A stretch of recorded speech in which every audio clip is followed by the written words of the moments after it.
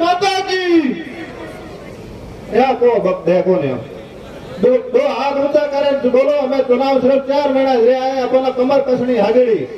भारत माता की, भारत माता की। वंदे वंदे। नरेंद्र मोदी जिंदाबाद, नरेंद्र मोदी जिंदाबाद। के खिलाफ जिस प्रकार जनमानस उमड़ा है और आ भी रहा है, अभी फोन आ रहा है जैसी बात से हमारे कार्यकर्ताओं को रोका जा रहा है और यहाँ के जो नेता है, विपक्ष के जो नेता है वो और पूरा प्रशासन हमारे कार्यकर्ताओं को रोक रहा है। इसे हमारे कार्यकर्ता उदास नहीं होगा और निराश नहीं होगा। मैं उनको बताना चाहता हूँ कि आप हमारे कार्यकर्ताओं को चौराहे पर रोक सकते हो, लेकिन 6 महीने के बाद जब चुनाव आएंगे तब जो मत की पेटी होगी तब वहां पर आप कैसे रोकेंगे? वहां पर तो मत देने के लिए आप नहीं रोक सकते। हमारे कार्यकर्ता अंदर जो जोश है वो जो आगे तो दुगुना हो रहा है। आप ये समझ लो, आपकी विदाई हमेशा के लिए। जो राजस्थान में तो पहले तो एक बार राजस्थान में बीजेपी आती थी और एक बार कांग्रेस आती थी, वो हमेशा के लिए राजस्थान में अब ये अंतिम सरकार है। और केंद्र सरकार में तो जब तक मोदी जी आता तो कांग्रेस से आपने जो युवराज दिमाग से निकाले थे कि हमारे ये युवराज प्रधानमंत्री बनेंगे। विपक्ष के जो नेता है सारे एक होकर के जो एक तरफ दिखा रहे हैं, ये सिर्फ बनाने के बाद कहा था कि लोकल में किसानों का खर्चा माफ तो छोड़ो, जो 13,600 रुपए वसुंधरा की सरकार दे रही थी वो भी ऐसा करोड़ सरकार घटक गई। उन्होंने कहा था बिजली की रेटें नहीं बढ़ाएंगे। हमने देखा था कि जिस प्रकार से बिजली की दरों के अंदर ऐतिहासिक रूप से अगर अपन कहेंगे अप्रत्याशित दर को बढ़ाते हुए 14 बार रेट को बढ़ाया और सबसे अगर कहें कि किस प्रकार से उन्होंने फ्यूल चार्ज के नाम पर बिल से दोगुना चार्ज किसानों से आमदन से लेने का काम किया। सबसे बड़ी दुर्भाग्य की बात 2018 से जो आम किसानों का डिमांड राशि बढ़वा दी थी कृषि कनेक्शन के लिए 5 साल लग गए हैं। अगले पिछले कनेक्शन दिए नहीं, अगलों की डिमांड बढ़वाते हुए किसानों के साथ सबसे बड़ा धोखा खाने का काम कोई कर रही है। 200 किलो सरकार कर रही है। 13 पैसे से शुरू करके फ्यूल चार्ज के नाम पर 52 पैसे वसूल कर रही है। महिलाओं को कहा था स्मार्टफोन देंगे, पर उनको लगा कि नहीं, वित्तीय व्यवस्था देखी थी नहीं, उसे तुरंत पीछे हट गए। युवाओं को कहा था नौकरियां देंगे। अशोक गहलोत सरकार आदरणीय मुख्यमंत्री जी को मैं चुनौती देता हूं कि आप आम जन के सामने भारतीय जनता पार्टी के बूथ अध्यक्ष को बिठाइए और उनके प्रश्नों का जवाब दीजिए।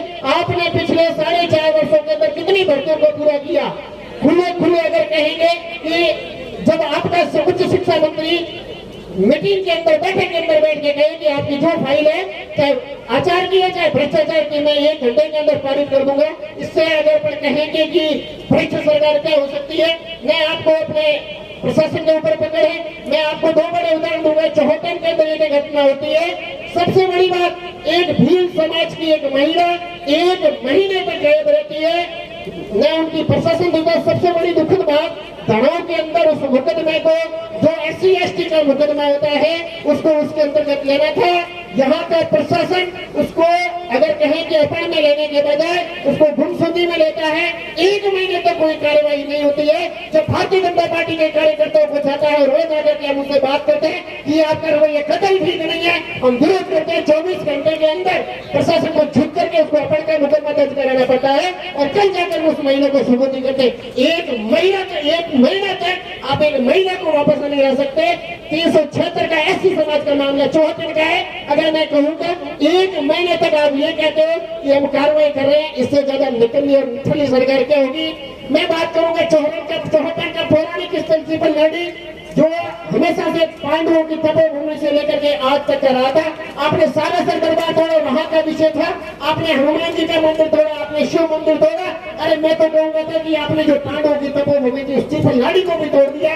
पर सजनों, इसी ट्रिपल गाड़ी के अंदर हम यहाँ से संकेत लेकर के जाएंगे और इस कांग्रेस सरकार को डुबो करके मारेंगे। जय हिंद, जय भारत। इस भ्रष्टाचार कुशासन वाली सरकार के खिलाफ महाघेराव के इस पड़ाव में पधारे हुए मंचासीन अतिथिगण और आप सुदूर गाड़ियों से पधारे हुए सभी मेरे पिता तुल्य बुजुर्गगण और भारतीय जनता पार्टी के ज्येष्ठ एवं श्रेष्ठ सभी कार्यकर्तागण, 2018 के अंदर जब विधानसभा के चुनाव हुए तो कांग्रेस ने जनता से वादा किया था कि हम 10 दिन के अंदर किसानों का संपूर्ण कर्जा माफ कर देंगे, और उस समय उन्होंने 1, 2, 3, 4, 5 इस प्रकार की गिनती बुला कर कहा था कि हम 10 दिन के अंदर कर्जा माफ करेंगे।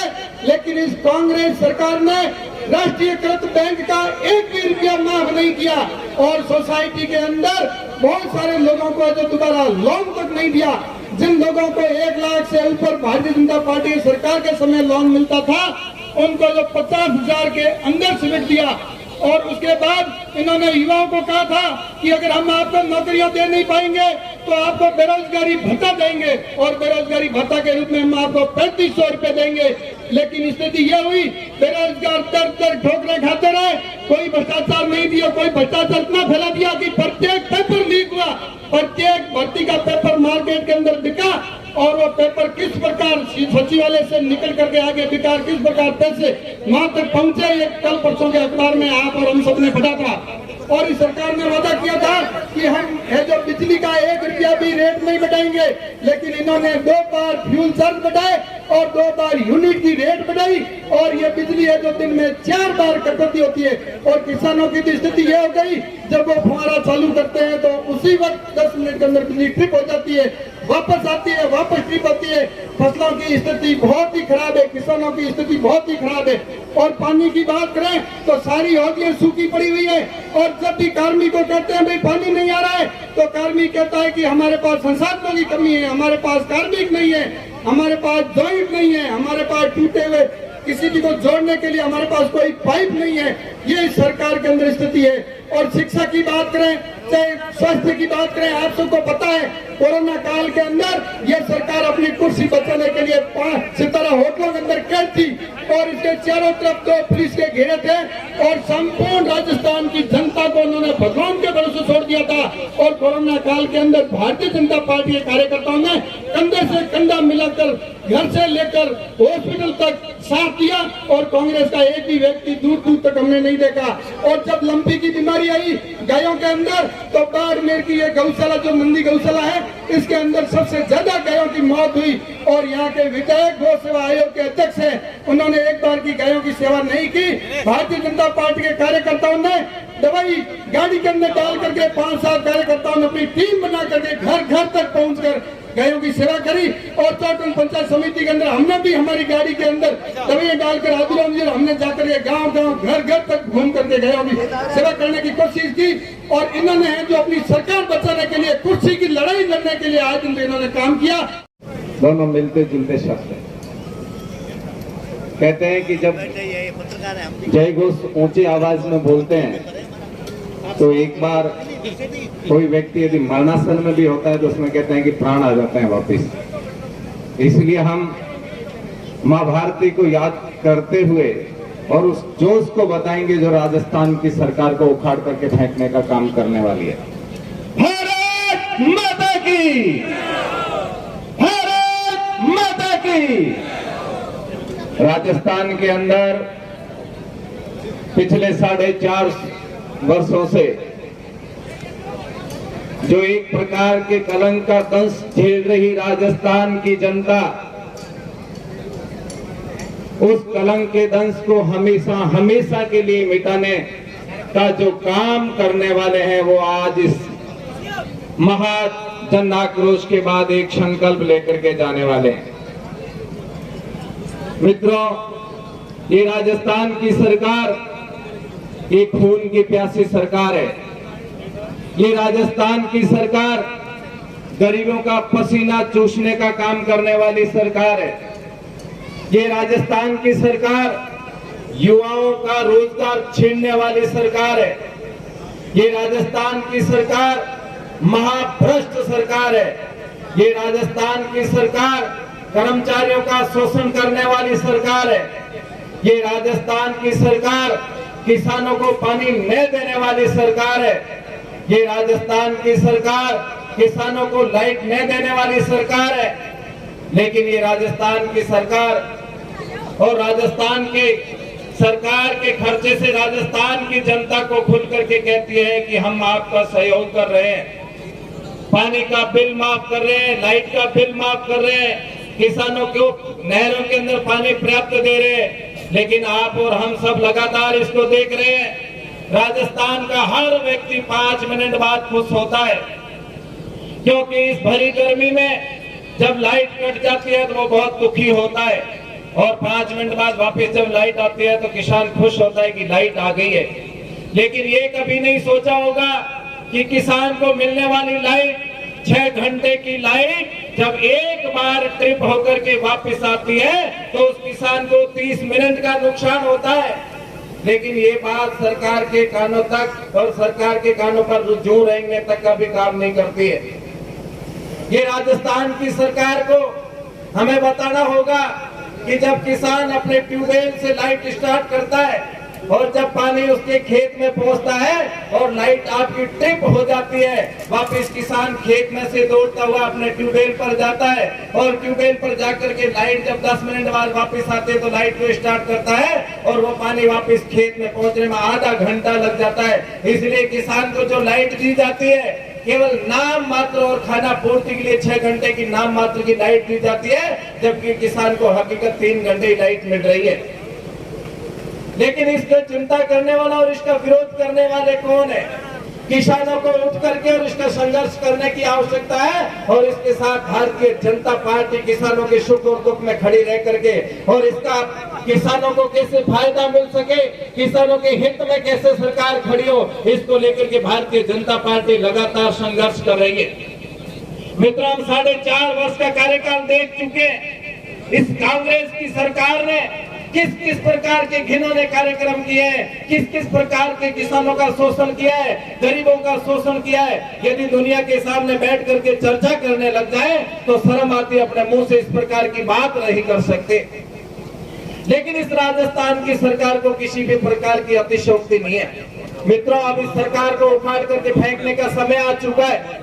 हम सबको संगठित होकर के और संघर्ष करते हुए भारतीय जनता पार्टी का साथ देने के लिए संकल्पबद्ध होकर के गांव गांव गली गली चौखट चौखट पर जाकर के हर एक व्यक्ति को जागृत करना होगा, हर एक व्यक्ति को बताना होगा कि ये कांग्रेस की सरकार निकम्मी है, ये भ्रष्टाचार की सरकार है, ये लोगों का शोषण करने वाली सरकार है। इस सरकार का साथ कभी नहीं दे।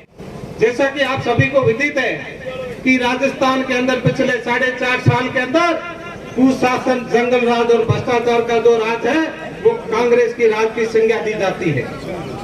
लेकिन पिछले 4.5 साल के अंदर जो कांग्रेस सरकार ने इस देश के अंदर जो प्रथम स्थान प्राप्त किया है, वो मैं आपके मंच के माध्यम से कहना चाहता हूँ। महिलाओं के साथ में बलात्कार के अंदर राजस्थान बाड़मेर, पूरे राजस्थान पूरे इंडिया के अंदर प्रथम आ रहा है।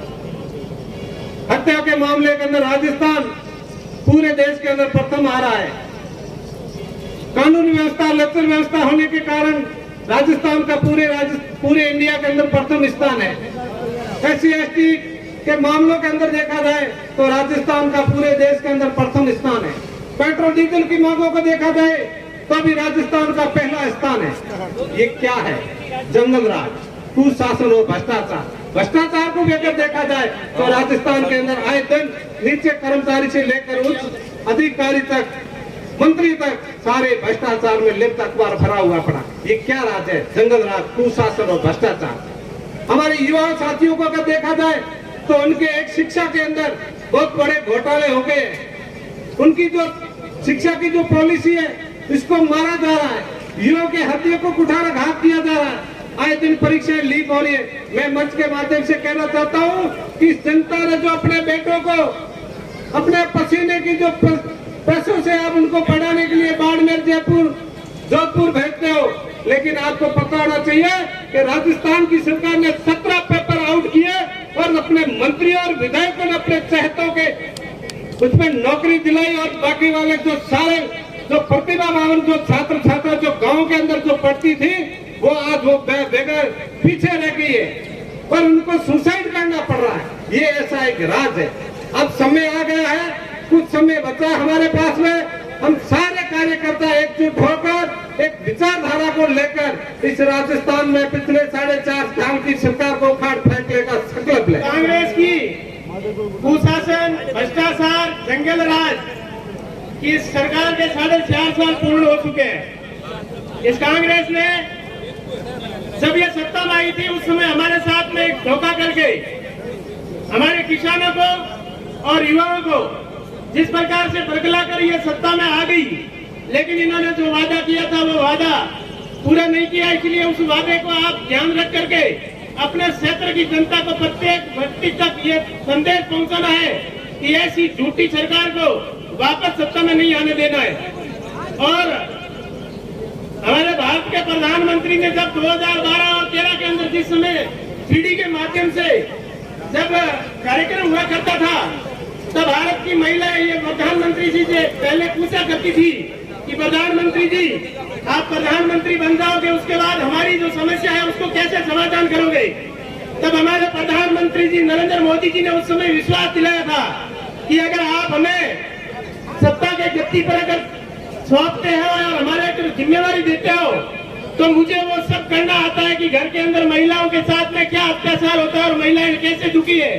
तो उन्होंने सबसे पहले सत्ता में आते ही महिलाओं के जो धुएं की जो समस्या थी उसको दूर करने का जो काम किया था वो हमारे प्रधानमंत्री जी नरेंद्र मोदी जी ने उज्ज्वला योजना के तहत हर घर गैस पहुंचाने का जो काम किया था वो उन्होंने किया। वो चीज हमें याद रखना है। और दूसरी बात, प्रधानमंत्री जी ने एक और कहा था कि मैं महिलाओं के जो सिर के ऊपर जिस प्रकार से जो घड़े का भार लेकर पानी दूर दूर से ढोना पड़ता है, उसके लिए मैं एक ऐसी योजना बनाऊंगा तो प्रत्येक घर तक नल पहुंचाने का काम करूंगा। उसके लिए प्रधानमंत्री जी ने एक योजना चला करके राजस्थान के अंदर 39,000 करोड़ रुपए दे दिए, लेकिन इस कांग्रेस की सरकार ने हमारे साथ कुठाराघात करते हुए समय पर टेंडर नहीं है करके मात्र 5 से 7,000 रुपए खर्च करके हमारे साथ अन्याय किया है। तो ये आज तक हम पानी पीते होते, इस प्रकार से इन्होंने बहुत सारा गलत काम किया है। तो हमें आने वाले समय के अंदर इस सरकार को उखाड़ फेंकने का संकल्प लेना है।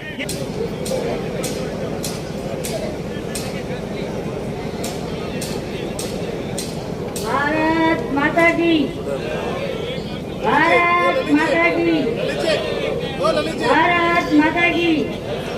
सम्मानित मंच, पधारे हुए अतिथियों और पिता तुल्य बुजुर्गों, माताओं, बहनों, आप सभी को मेरा प्रणाम।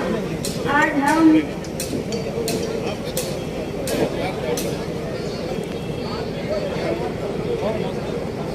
इस जन आक्रोश महाघेराव में हम सभी यह संकल्प लेना कि राजस्थान कांग्रेस सरकार को जड़ से उखाड़ कर फेंकना है, भाजपा को जिताना है और राजस्थान में बीजेपी को लाना है, कमल का फूल खिलाना है। और मोदी जी जिंदाबाद, मोदी जी जिंदाबाद, भारत माता की, भारत माता की। मेरे से पूर्व वक्ताओं ने बात रखी है आपके सामने। मैं तो आपके साथ इतना ही शेयर करना चाहता हूँ, निवेदन करना चाहता हूँ कि ये जो कांग्रेस की सरकार प्रदेश के अंदर झूठे और वादे करके सत्ता के अंदर आई थी, 10 दिन के अंदर किसानों का संपूर्ण कर्जा माफ करने वाली सरकार आज भी जो है झूठे वादे पे वादा किए जा रही है और पहले वाले जो किए हुए वादा में 1% भी काम नहीं कर पाई है। ये युवाओं को कहा था राज में आने से पहले कि आपको 3500 रुपए बेरोजगारी भत्ता दिया जाएगा। युवा भी खुश हुए थे कि 3500 रुपए जेब में आ जाएंगे और आराम से अपनी जिंदगी पार होगी। मैं पूछना चाहता हूं कि 35 रुपए भी दिए क्या इस सरकार ने? झूठे वादे करने वाली सरकार का अब वक्त आ गया है, 6 महीने बाद में यहाँ से संकल्प लेके जाए और इस प्रदेश की जंगल राज तुष्टीकरण की नीति और भ्रष्ट सरकार को उखाड़ के फेंके, ऐसा मैं आपके श्री चरणों में निवेदन करने के लिए यहाँ उपस्थित हुआ हूँ। मित्रों, इस देश के अंदर 2014 के अंदर इस देश के अंदर सूर्य जो है सोने का उदय हुआ था, जिस दिन नरेंद्र मोदी ने इस देश की बागडोर अपने हाथ में ली थी। आज इस देश की जो सीमाएं सुरक्षित है, इस देश की फौज के हौसले बुलंद है, वो अगर है तो क्या नरेंद्र मोदी के कारण है। मैं निवेदन करना चाहता हूं, पहले भी सरकारें थी हमारे इस देश के अंदर, लेकिन इस हमारे जम्मू कश्मीर के अंदर फौजियों के सिर काट करके दूसरे देश पड़ोसी देश वाले लोग ले जाते थे, आतंकवादी ले जाते थे। कुछ समय पहले की बात है, हमारा देश का जो है फाइटर जो पाकिस्तान की धरती पे क्रैश हो गया था, उसका पायलट अभिनंदन पाकिस्तान की धरती के ऊपर उतर गया था, उसको वापस देने के लिए हमारे देश के मुखिया ने एक या निवेदन किया था कि सुन ले पाकिस्तान, हमारा अभिनंदन सकुशल वापस आ जाना चाहिए, नहीं तो इस विश्व के नक्शे से पाकिस्तान का नाम हटा देंगे। और वो सकुशल जो है बाघा बॉर्डर से वापस आया है, ये आप और हमने देखा है। आज इस देश की ताकत जो है विश्व के पटल पे जो विश्व गुरु की ओर भारत अग्रसर होने जा रहा है, ये नरेंद्र मोदी की वजह से हुआ था।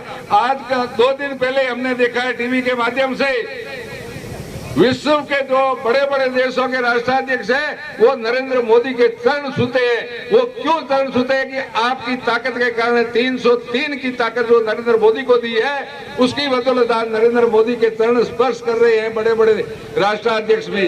तो ये देश जो है बहुत उन्नति कर रहा है।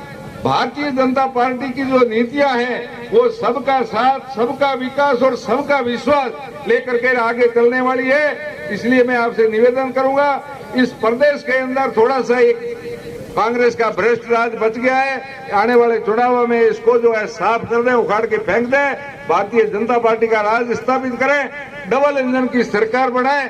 ऐसा मैं आपके श्री चरणों में निवेदन करने के लिए खड़ा हुआ था। आपको अगर कुछ भी अगर गलत बोल दिया हो उसके लिए मैं माफी चाहता हूं। जय हिंद, जय भारत।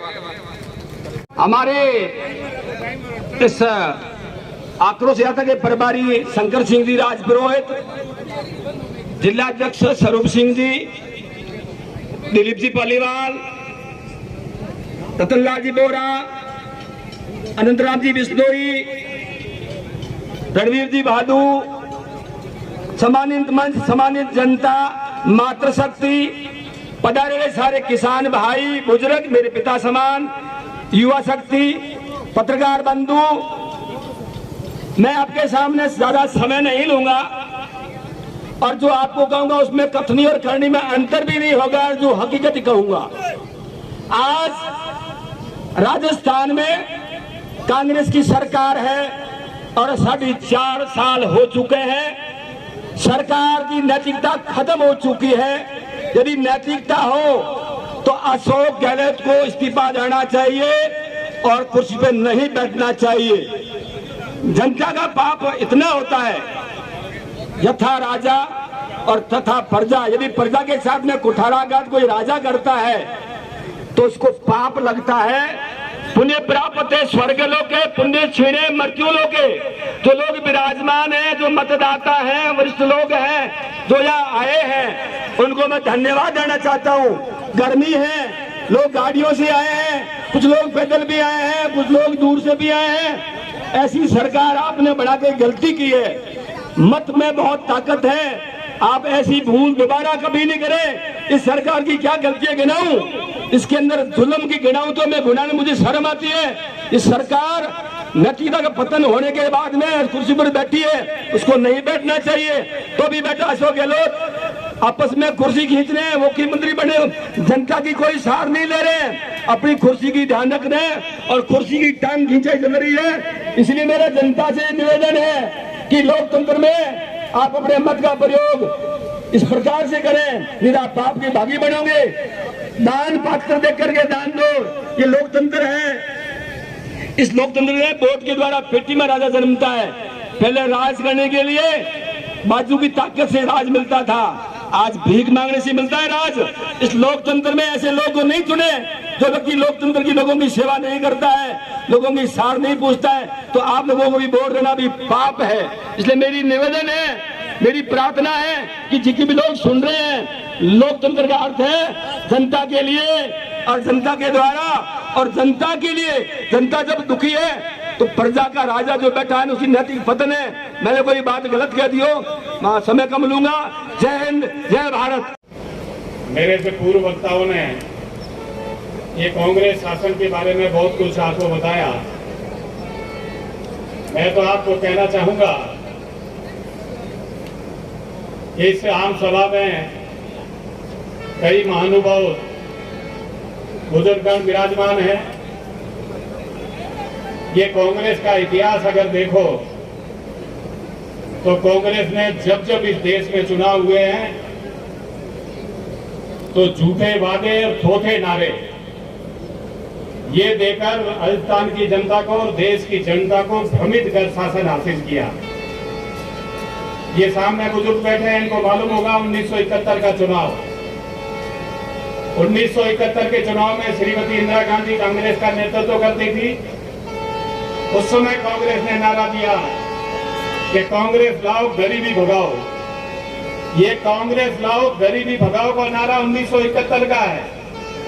आज इंदिरा जी ने जो नारा दिया, उनका बेटा राजीव गांधी वो भी यही नारा देता था, और उनका पोता राहुल गांधी वो भी अब पिछले करीबन 52 साल से कांग्रेस यही नारा देती आ रही है, कांग्रेस लाओ गरीबी भगाओ। इस देश से गरीबी नहीं भगी। फिर कांग्रेस ने नारा दिया कि देश की एकता और अखंडता के लिए कांग्रेस को वोट दो। जनता ने वोट दिया। फिर कांग्रेस ने नारा दिया कि कांग्रेस का हाथ आम आदमी के साथ। मित्रों, मैं आपको कहना चाहूंगा कि ये कांग्रेस का हाथ किस आदमियों के साथ, किन हाथों के साथ? तो ये कांग्रेस का हाथ भ्रष्टाचारियों के साथ, ये कांग्रेस का हाथ आतंकवादियों के साथ, ये कांग्रेस का हाथ ये अलगाववादियों के साथ, ये कांग्रेस का हाथ ये नक्सलवादियों के साथ, ये कांग्रेस का हाथ ये बलात्कारियों के साथ, ये कांग्रेस का हाथ पूंजीपतियों के साथ, कांग्रेस का हाथ परिवारवाद के साथ, कांग्रेस का हाथ वंशवाद के साथ। ये जितनी भी देश में बुराइयां हैं, अगर इनकी एकमात्र कोई जननी पार्टी है तो वो कांग्रेस है। और अब ये चुनाव आ रहे हैं, अब और वही धोखे और झूठे नारे लेकर माननीय अशोक गहलोत अभी कैंप लगा रहे। कैंप किस बात का है? महंगाई से राहत कैंप। अब इनको मैं पूछना चाहता हूँ, 4.5 साल में इनको महंगाई नहीं दिखी। अब ये 6 महीने में चुनाव होने जा रहे हैं तो महंगाई दिख रही है। महंगाई भी किस कदर? जैसे बिजली के अंदर जब 2018 में हमारी सरकार थी तो बिजली 5 रुपए प्रति यूनिट के हिसाब से थी और बिजली पे सरचार्ज 18 पैसे था। आज बिजली की दर 11 रुपए प्रति यूनिट है और सरचार्ज 60 पैसे है। ये बिजली की दरें बढ़ाने का काम किसने किया? ये कांग्रेस ने किया। पूरे देश भर में देख लीजिए, पूरे देश भर में सबसे महंगा डीजल वो राजस्थान में, सबसे महंगा पेट्रोल वो राजस्थान में। हमारा पड़ोसी देश, पड़ोसी प्रदेश यूपी, जहाँ हमारी सरकार है, वहाँ की डीजल और पेट्रोल की दर में 10 रुपए प्रति लीटर राजस्थान से कम है। अब इसके लिए कौन जिम्मेवार है? ये जनता को क्यों बरकरार है? ये जनता को क्यों भरमा रहे? जनता सब समझती है। अभी थोड़े ही समय 2-4-6 महीने पहले गुजरात का चुनाव हुआ। ये गुजरात के चुनाव में कांग्रेस के प्रभारी कौन थे? माननीय अशोक गहलोत गुजरात में कांग्रेस के प्रभारी थे। मैं भी उन चुनाव में 2-3 महीने बनासकांठा जिले में रहा हूँ। वहाँ पे भी श्रीमान अशोक गहलोत थराद में एक मीटिंग करते हैं, बहुत बड़ी मीटिंग करते हैं। मैं उस समय थराद में ही था, तो हजारों की भीड़ थी। उसके अंदर बोल के आए कि हमें कांग्रेस की सरकार लाओ तो हम 500 रुपए में सिलेंडर दे देंगे, महिलाओं को भत्ता दे देंगे, किसानों का कर्जा माफ कर देंगे, बेरोजगारों को भत्ता देंगे। उसको मालूम नहीं है ये बनासकांठा और बाड़मेर और राजस्थान का चोली दामन का साथ है, बहन बेटी का, रोटी बेटी का भी साथ है। वहाँ के लोग जानते हैं कि आपने किस तरीके के झूठे और धोखे वादे राजस्थान में करके सत्ता हासिल करी और उन वादों को पूरा नहीं किया। परिणाम क्या हुआ? ये गुजरात में माननीय अशोक गहलोत कांग्रेस के प्रभारी थे। कांग्रेस की उस समय में 77 सीटें थी, 77 सीटें थी कांग्रेस के पास में। अभी जो गुजरात का चुनाव हुआ, ये झूठे और धोखे वादे में कांग्रेस वहाँ की जनता नहीं आई। 77 से घटकर कांग्रेस की सीटें रह गई है 17 सीटों के साथ में गुजरात में, जहाँ अशोक गहलोत प्रभारी थे और मान्यता प्राप्त विपक्षी दल नहीं है कांग्रेस। ये की ये स्थिति में आज सभी जो मेरे सामने महानुभाव बैठे हैं, ये की ये स्थिति अपने को राजस्थान में दोहरानी है। 1913 का चुनाव में आपको बताना चाहूंगा, 1913 के चुनाव में, विधानसभा के चुनाव में हम 163 सीटें जीते थे। कांग्रेस को मात्र 21 सीटें आई थी। 21, 2 सीटें अगर कम आ जाती तो कांग्रेस यहाँ पे भी राजस्थान में मुख्य विपक्षी दल नहीं बन पाती। लेकिन ये 2023 है। इस विधानसभा चुनाव में मैं आपसे एक वादा लेना चाहता हूं कि इस विधानसभा चुनाव के अंदर कांग्रेस को 20 से नीचे सीटों में समेटा है, ताकि आने वाले चुनाव में उसके बाद में कांग्रेस राजस्थान में भी मान्यता प्राप्त विपक्षी दल नहीं बने।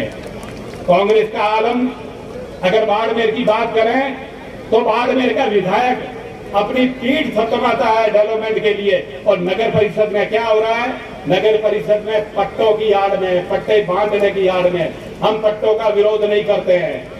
जो पात्र व्यक्ति है, जो पट्टों का असल हकदार है, उसको पट्टा दीजिए।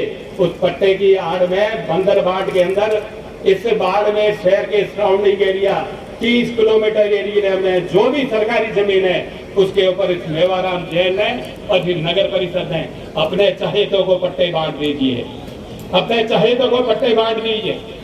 अभी थोड़े समय पहले जब पट्टों का शिविर शुरू हुआ था, जब एक वाक्य आपने अखबारों में पढ़ा होगा, ये पुलिस की चांदमारी रेंज जो ये अहमदाबाद सड़क पे जाते हैं अहमदाबाद, तो यहाँ से बाड़मेर से जो ये सर्किल है अम्बेडकर सर्किल से थोड़ा जाते ही राइट साइड की ओर ये खुली जमीन, ये फायरिंग रेंज है। इस फायरिंग रेंज में एक हमारे विधायक माननीय मेवाराम जी का चहेता, क्या नाम था उसका, वीरचंद, उसने एक फाइल लगाई पट्टे के लिए।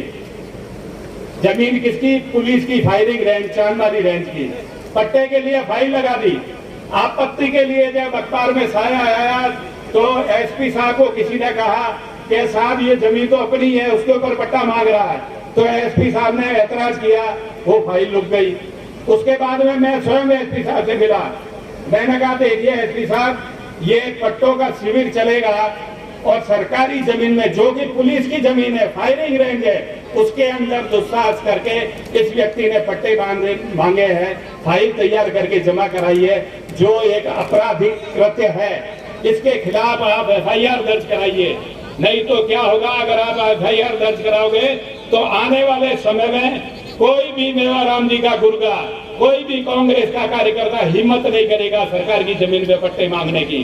एसपी साहब ने निर्देश भी दिए, मैं आपको सही बात बता रहा हूँ, एसपी साहब ने निर्देश दिए पुलिस के अधिकारियों को एफआईआर लॉन्च करो।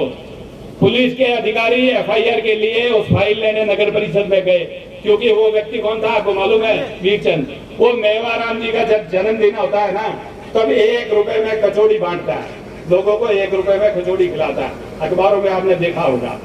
परिणाम क्या हुआ? नगर परिषद में जो कि मेवाराम जी की अपनी पुश्तैनी जागीर समझ के बैठा है, वो फाइल गायब करवा दी। अभी मेरी बात हुई पुलिस के अधिकारियों से, मैं कहा उसे एफआईआर का क्या हुआ? तो आप तो मांग रहे हैं और नगर परिषद कह रही है फाइल ही नहीं मिल रही है, अब फाइल गायब करा दी। ये नगर परिषद का आलम, ये नगर परिषद का आलम कैसे हुआ, उसका भी मैं उदाहरण देना चाहता हूँ।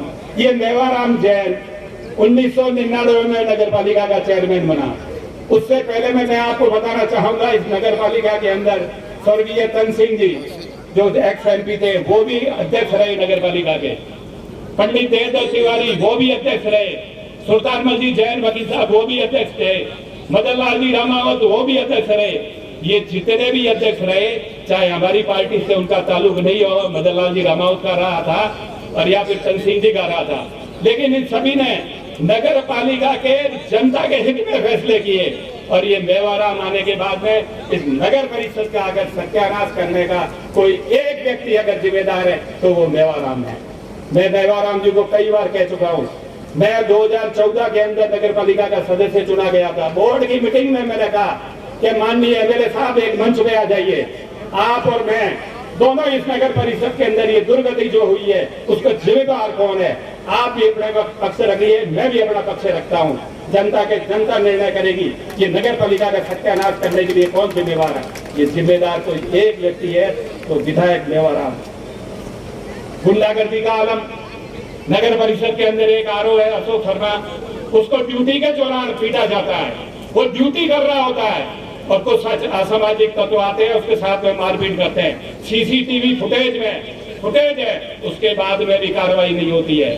कारण कि उसके पीछे किनका हाथ है? माननीय विधायक महोदय का आशीर्वाद है।